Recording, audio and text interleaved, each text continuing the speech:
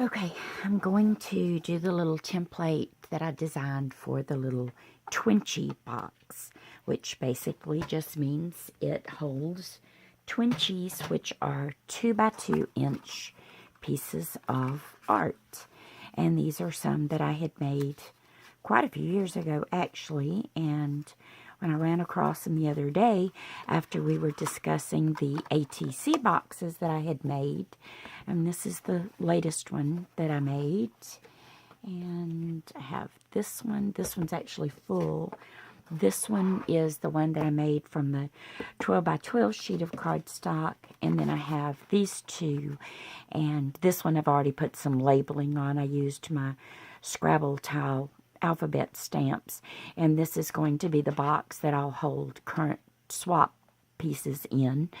And this has my in progress ATCs, and then these will just hold various others, and I'm going to make labels for all of them. But then when we had got on the subject of Twinchies, I decided to design a little box that would hold the Twinchies and still leave room around them so that they weren't crammed down in there. So the little box is actually 2¼ inches by 2¼ inches square so that it will adequately hold the little 2x2 Twinchies. And this is the template. Super, super easy to do.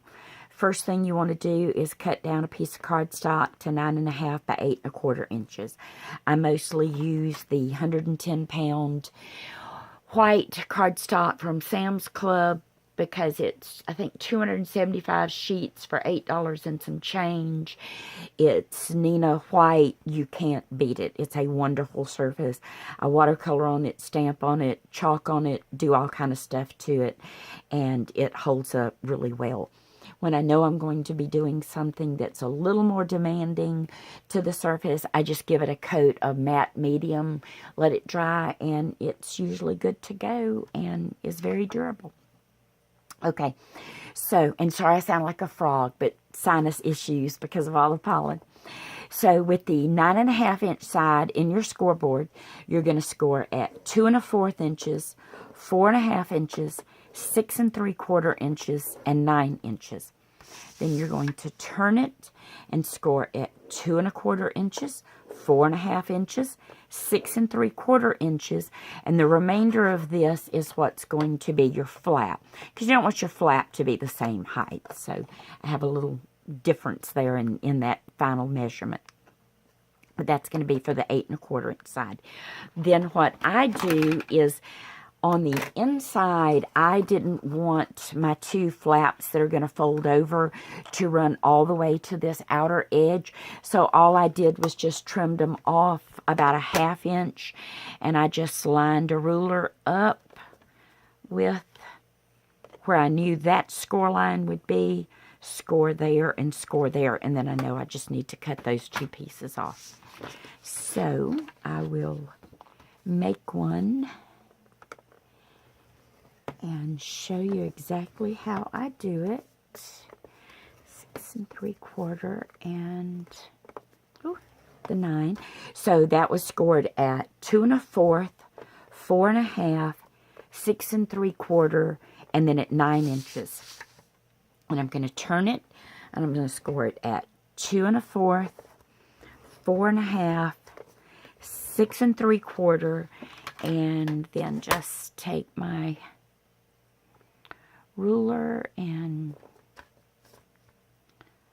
line it up, and it'll kind of find the score line that's at that measurement, and then just score those. And that's only just so that I have a more even cut. You can eyeball it. Generally I do. I don't bother with those score lines, but some people like to know exactly where something should be, so I just do that so that you know. Okay, then the parts that you're going to want to cut away, here you're going to remove both of these top sections. Here you're going to take off that top section and that little section that we just scored. Same on this side, then these two, and this one. Once those are cut away, then the box goes together perfectly. Now, I flip my piece over and I cut from the back side because I cut away all of the humped or raised score lines so that I don't get any fight out of my paper or cardstock when I fold it together. So by just, and you can put this back in your paper trimmer if you want to do that. I just choose to do it with scissors because I've gotten used to it. But when I first started, I did. So I know this is going to be my box top and my front flap. So when I trim those, I want to make sure that I'm trimming the score line away from either side of this section. And I usually go on and make both of those cuts first. Then it's just a little easier to go back. I know since I have shortened to cut off that little piece on that side, then I can go back and easily cut out the little humped score line from that side. Then because I know all of this is going to be removed, and I generally do kind of look at my template to make sure, because when you're cutting it from the back side, it's almost like you're working on it in reverse. But I flip it over every now and then and just make sure that I'm on course and have it all going the right direction.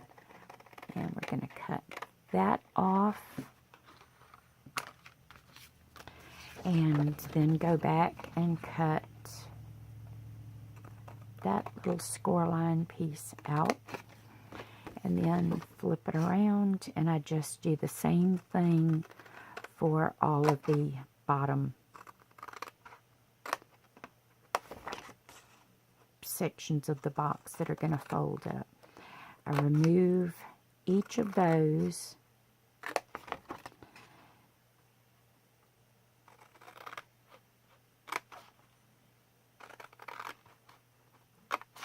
There. Let me move that out of the way just a minute. And then fold everything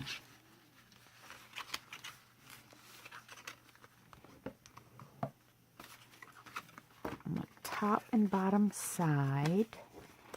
And I usually just take these little bitty scissors and come back in and just snip all of these little pieces off.